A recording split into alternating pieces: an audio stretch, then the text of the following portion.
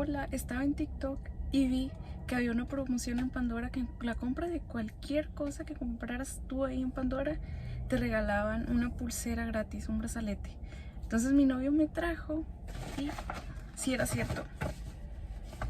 Entonces vamos a hacer el unboxing.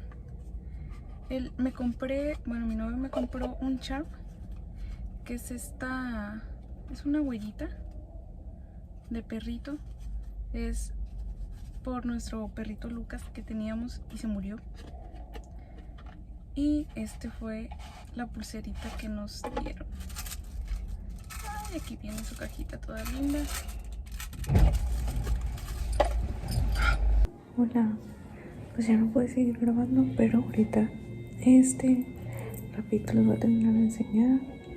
Aquí ya me la puse, pues aquí está la huellita y pues el brochecito que viene.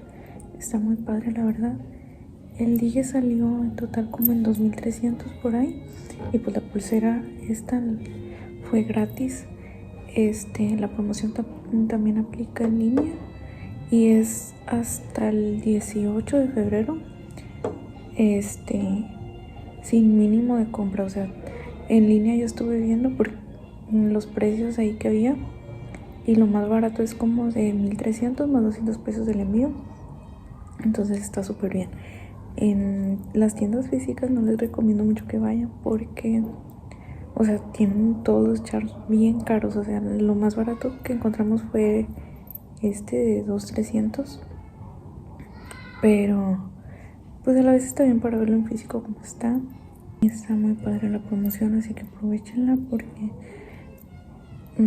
o sea, individual cada uno, la pulsera vale como 2,300, 2,500 en esa banda.